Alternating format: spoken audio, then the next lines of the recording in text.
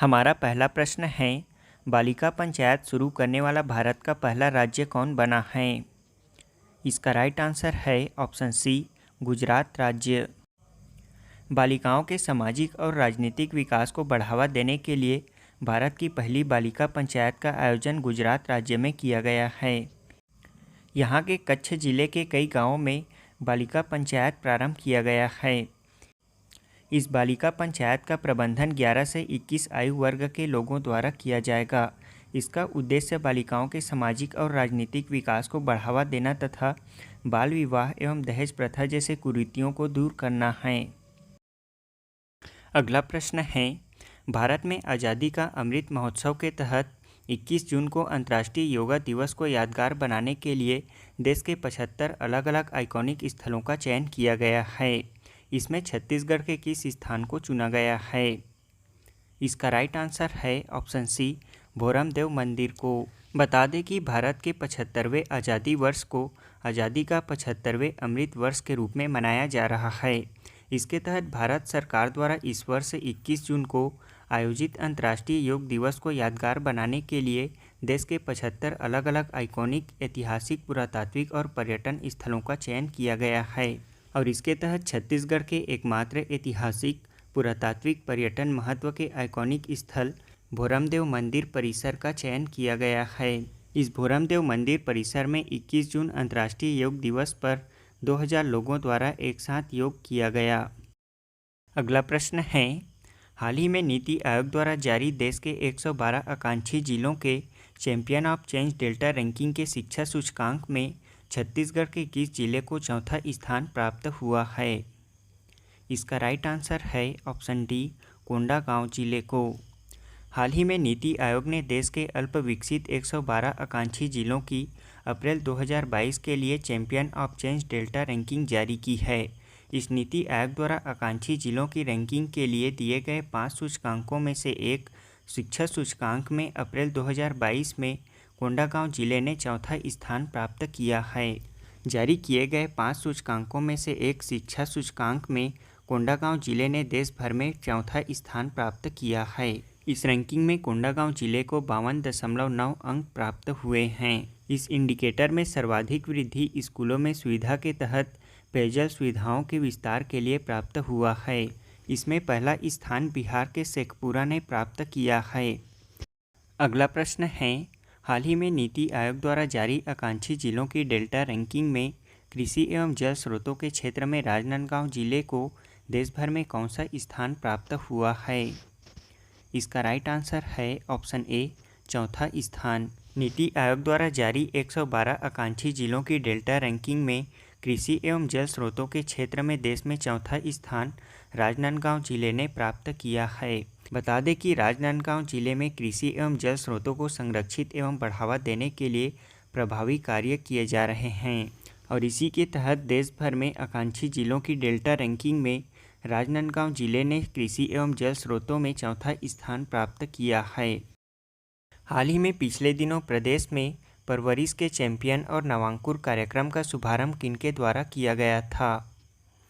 इसका right answer है option B, Anila भेड़िया। छत्तीसगढ़ के महिला एवं बाल विकास मंत्री अनिला भेड़िया द्वारा प्रदेश में परवरिश के चैंपियन और नवांकुर कार्यक्रम का शुभारंभ किया गया। इस कार्यक्रम को बच्चों के समावेशी विकास के लिए महिला एवं बाल विकास विभाग द्वारा यूनिसेफ के सहयोग से प्रारंभ किया गया है।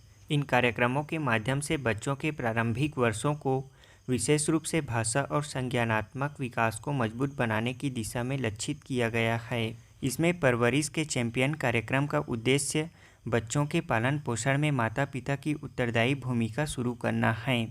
इसके माध्यम से परिवार को बच्चों के भावनात्मक और शारीरिक ज़रूरतों के बारे में जानकारी देते हुए उन्हें उचित प्रतिक्रिया को बताया जाएगा। इसमें स्वास्थ्य, पोषण, प्रारंभिक शिक्षा, सुरक्षा और उत्तरदायी देखभाल शामिल है। साथ ही पालकों को 6 वर्ष तक के बच्चों के व्यवहार और सरल तरीके से बच्चे के विकास के विभिन्न बिंदुओं पर जानकारी दी जाएगी। वहीं नवांकुर कार्यक्रम प्रारंभिक बाल्यावस्था देखरेख और शिक्षा पर एक ई लर्निंग पाठ्यक्रम है। इसका उद्देश्य बच्चों की देखभाल और शिक्षा के लिए आंगनबाड़ी कार्यकर्ताओं और पर्यवेक्षकों का क्षमता संवर्धन करना है। इसमें विशेष आवश्यकता वाले बच्चों का शिक्षा, देखभाल और आंगनबाड़ियों में उनके समावेशन पर भी फोकस किया जाएगा। इसमें कार्यकर्ताओं और पर्यवेक्षकों को ट्रेनिंग के बाद भारत सरकार द्वारा मान्यता प्राप्त सर्टिफिकेट भी प्रदान किया जाएगा। इन कार्यक्रमों में 6 वर्ष से कम उम्र के 25 लाख बच्चे शामिल होंगे। अगला प्रश्न है, sky tracks world airport award 2022 में भारत के किस हवाई अड्डे ने सर्वश्रेष्ठ क्षेत्रीय हवाई अड्डे का खिताब जीता है?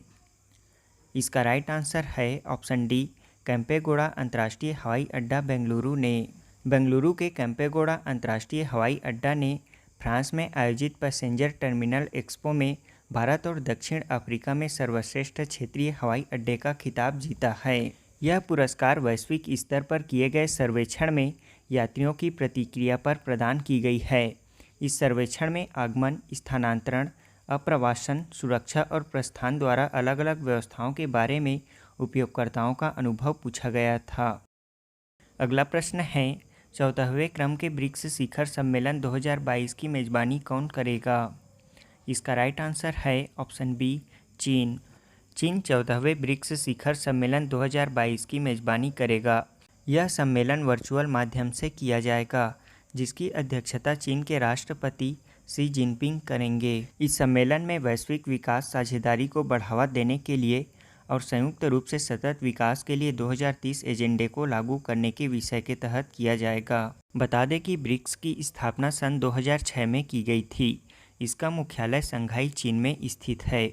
इसके 5 सदस्य देश हैं, ब्राज़ील, रूस, भारत, चीन और दक्षिण अफ्रीका। मुख्य सचिवों के राष्ट्रीय सम्मेलन की अध्यक्षता किनके द्वारा की गई? इसका राइट आंसर है ऑप्शन बी, प्रधानमंत्री नरेंद्र मोदी के द्वारा।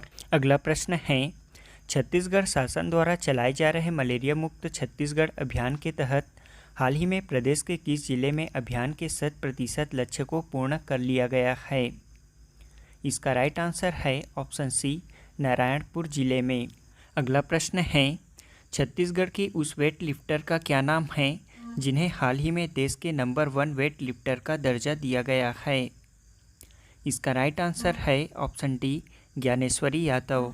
अगला प्रश्न है, हाल ही में छत्तीसगढ़ से किसने मुंबई में आयोजित मिसेस इंडिया INC में फर्स्ट रनर अप का खिताब जीता है? इसका राइट आंसर है ऑप्शन ए, जूही व्यास ने। अगला प्रश्न है, दक्षिण पूर्व एशिया राष्ट्र संघ आसियान के विदेश मंत्रियों की बैठक की मेज़बानी किस देश के द्वारा की गई? इसका राइट आंसर है ऑप्शन ए, भारत के द्वारा। अगला प्रश्न है, फुटबॉल टूर्नामेंट फीफा अंडर 17 महिला विश्व कप 2022 की मेज़बानी कौन सा देश करेगा? इसका राइट आंसर है ऑप्शन सी, भारत। अगला प्रश्न है, भारतीय प्रेस परिषद PCI की नई अध्यक्ष कौन बनी है? इसका राइट आंसर है ऑप्शन ए, रंजना प्रकाश देसाई। हमारा पहला प्रश्न है, प्रधानमंत्री ग्राम सड़क योजना की सड़कों की गुणवत्ता के मामले में देश का कौन सा राज्य प्रथम स्थान पर है? इसका राइट आंसर है ऑप्शन डी, छत्तीसगढ़ राज्य। छत्तीसगढ़ राज्य प्रधानमंत्री ग्राम सड़क योजना के सड़कों की गुणवत्ता के मामले में देश में प्रथम स्थान पर है। अगला प्रश्न है, मिसेस वर्ल्ड 2022 का खिताब किसने जीता है? इसका राइट आंसर है ऑप्शन ए, साइलिन फोर्ड ने। अमेरिका की साइलिन फोर्ड ने मिसेस वर्ल्ड 2022 का खिताब जीता है। इस दौरान सर्वश्रेष्ठ राष्ट्रीय पोशाक का खिताब मिसेस इंडिया 2021 की विनर भारत की नवदीप कौर को मिसेस वर्ल्ड 2022 में सर्वश्रेष्ठ राष्ट्रीय पोशाक का खिताब दिया गया है। इसके साथ आपको यह भी बता दें कि 70वीं मिस यूनिवर्स 2021 का खिताब हरनाज कौर संधू ने जीता है। वहीं 2021 में ही मिस ट्रांस ग्लोबल यूनिवर्स 2021 का खिताब जीतने वाली पहली भारतीय महिला श्रुति सितारा हैं। अगला प्रश्न है, प्रधानमंत्री नरेंद्र मोदी ने किस दिवस को राष्ट्रीय स्टार्टअप दिवस के रूप में मनाने की घोषणा की है? इसका राइट आंसर है ऑप्शन डी, 16 जनवरी को। प्रधानमंत्री नरेंद्र मोदी ने 16 जनवरी को राष्ट्रीय स्टार्टअप दिवस के रूप में मनाने की घोषणा की है। बता दें कि इस दिवस को भारत सरकार द्वारा राष्ट्रीय स्टार्टअप यूनिट्स को नए भारत का आधार स्तंभ बताया गया है। अगला प्रश्न है, देश का कौन सा राज्य पहली बार विश्व बधिर T20 क्रिकेट चैंपियनशिप 2023 की मेज़बानी करेगा? इसका राइट आंसर है ऑप्शन ए, केरल राज्य। बता दें कि बधिरों की अखिल भारतीय खेल परिषद को 10 से 25 जनवरी 2023 तक केरल के तिरुवनंतपुरम में पहली बार विश्व बधिर T20 चैंपियनशिप की मेज़बानी के लिए अंतर्राष्ट्रीय खेल समिति ने मंजूरी दे दी है। इस चैंपियनशिप में कम से कम 8 देश भाग लेंगे। अगला प्रश्न है, वन सर्वेक्षण रिपोर्ट 2021 के अनुसार देश में पिछले 2 वर्षों में वन वृक्षावरण में कितने वर्ग किलोमीटर की बढ़ोतरी हुई है? इसका राइट आंसर है ऑप्शन सी, 2261 वर्ग किलोमीटर। इंडियन फॉरेस्ट रिपोर्ट 2021 के अनुसार भारत में 22.61% के वन वृक्षावरण में वृद्धि हुई है।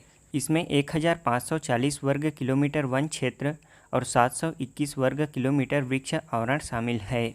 देश के आंध्र प्रदेश राज्य में सर्वाधिक 647 वर्ग किलोमीटर वन वृक्षावरण में वृद्धि हुई है। वर्तमान में देश के कुल वन क्षेत्रफल का 8,09,537 वर्ग किलोमीटर में वन और वृक्षावरण है, जो कि कुल क्षेत्रफल का 24.62% है।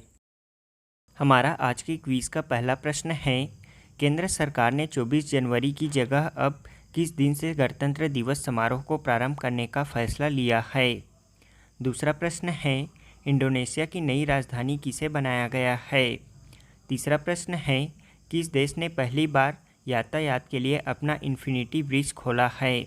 चौथा प्रश्न है, छत्तीसगढ़ में ई पंचायत वेब पोर्टल का शुभारंभ कब किया गया? पांचवा प्रश्न है, छत्तीसगढ़ की मधुलिका दत्त को किस चक्र सम्मान से सम्मानित किया गया है?